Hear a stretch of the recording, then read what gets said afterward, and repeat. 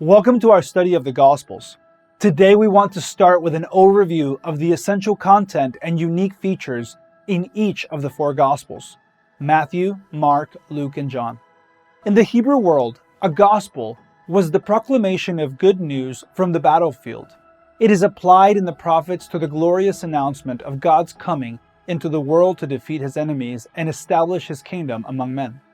In the New Testament, it is likewise applied to the coming of Christ. Jesus atones for the sin that separates men from a holy God who cannot overlook it, and calls all men everywhere to repent and to return in trust and faith to the Creator against whom they have rebelled. This victory in the spiritual battle for the redemption of men's souls is won in the life, death, and resurrection of Jesus. All of the Gospels are built with story sermons constructed from biographical material from Jesus' life. Even when many of the tales are the same, however, they are not the same sermons. Each author gives an inspired interpretation to Jesus' life, death, and resurrection, but each has a different spiritual focus, some unique materials, and a distinctive way of putting the stories together. Here are some of the perspectives to consider. First, the Gospels all tell us about Jesus Christ, but there are certain parts of the life, death, and resurrection of Jesus that are of more or less importance for the preaching goals of any one of them. For instance, each author had a different audience in mind as they wrote, and those audiences had specific needs, had or lacked certain background knowledge, or shared particular struggles or blind spots. Different audiences would respond best to certain themes or methods of presentation. In Mark and John, the birth of Jesus and his first 30 years of his life on earth are not even mentioned. When you read the Gospel of Matthew, you will find some information about his birth and a list of historic family names called a genealogy. But none of this will take up too much space. When you read the Gospel of Luke, you will discover that he begins the story before the birth of Jesus, telling about the events surrounding the birth of Jesus' cousin, John the Baptist. Luke will also tell different stories about Jesus' birth than Matthew does, and will include a genealogy that takes a different path and ends in a different place. You'll even get a story about Jesus as a boy. There are 89 chapters in the four Gospels together. Of the 89 chapters, 4 cover the birth and the first 30 years of the life of Jesus. 85 chapters deal with the last 3 years of his life, and 27 of those interpret and present material from his last week.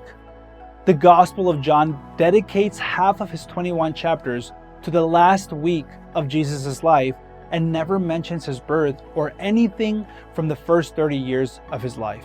He does mention Jesus' life with the Father before his birth, however.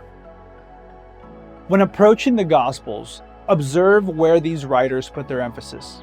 The reason the Gospels have so little to say about the birth of Jesus and his first 30 years, and so much to say about the last week of his life, helps us to get some perspective on what these four Gospels are really about.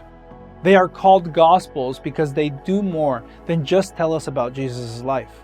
They give us the good news of what Jesus did in spiritual battle. Mark does not even mention Jesus' birth or first 30 years. He just says, John came announcing that the mighty one is coming and you need to prepare yourself for it. Then introduces Jesus with the simple words, Jesus came from Nazareth in Galilee. Most of the modern world divides human history into two parts: before Jesus came, BC or BCE, and after Jesus came, AD or CE. Can you imagine achieving so much in your lifetime that the world would decide to divide history into the time period before your life and the time period after your life? While studying these Gospels, you will see that they preach the good news that Jesus came as the Lamb of God who takes away the sin of the world.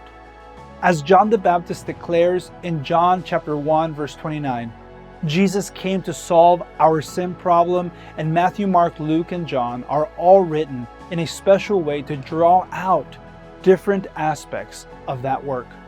The life of Christ in all four Gospels is generally organized around several major events: his birth, his baptism, his temptation, his miracles, his teaching, his transfiguration, and especially his death, resurrection, and ascension to heaven, with a commission to his disciples and a promise to return.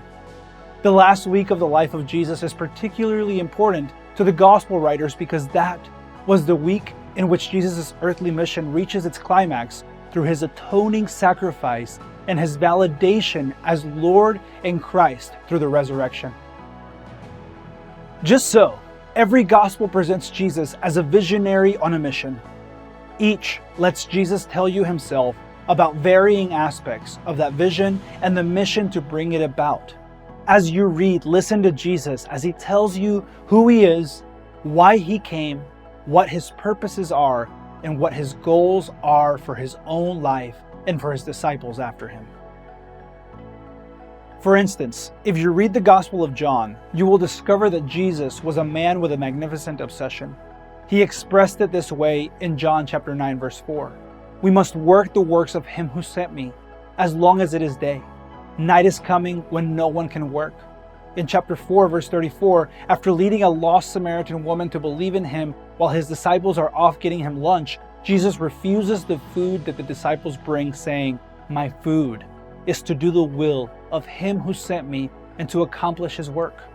In 5:36, when he is locked in a debate with the religious leaders, he says, "But the testimony which I have is greater than the testimony of John. For the works which the Father has given me to accomplish, the very works that I do, testify about me, that the Father has sent me." In 17:4, he comes to the end of his 3 years of ministry and he prays these amazing words in Gethsemane. "I glorified you on the earth, having accomplished the work which you have given me to do." Just so, hanging on the cross, Jesus' last words before he bows his head and gives up his spirit in 1930 are, "It is finished." In all these ways, John tells of a Jesus who lives a model life and shows us the purpose of human existence. The mission is echoed in the old Christian creed, "The chief end of man is to glorify God and enjoy him forever." Here are a few challenging questions for applying this one little piece of John's gospel to your life. Have you found the works God wants you to accomplish for his glory? If so, are you finishing or accomplishing those works day by day? When the time comes in God's plan for you that you must die, will you be able to say, "Father, I have glorified you on earth. I have finished the works that you gave me to do. It is finished"? A good approach to understanding the life of Jesus as you read through these 4 Gospels is to ask this question: what were those works the Father wanted Jesus to accomplish? Based upon the amount of space given to it and to his anticipated journey towards it, the cross clearly features high in that work of the Father. So it behooves us to discover precisely what was finished on the cross. This is one of the many places where the Old Testament and the New Testament correlate. You will appreciate and understand the New Testament much more if you have studied the Old Testament. In the Old Testament, God said, "Believe me when I tell you I am going to remove the separation between myself and my special creations." Thus, much of the symbolism in Old Testament sacrifices point toward the idea of atonement and the means by which sinful men can dwell in the presence of a holy God without being consumed. The animals and other images point toward the promised redemption and forgiveness that God would provide to redeem repentant humanity from their sin and the just punishment that sin demands. Here, Jesus shines forth as the sacrificial Lamb of God. The New Testament says, "Believe me when I tell you I did reconcile sinners." As noted previously, John tells us at the coming of Jesus that he is the Lamb of God come to fulfill the meaning of all those symbols. That is why the death of Jesus on the cross is referred to as an accomplishment. It was his death that redeemed us from our sin.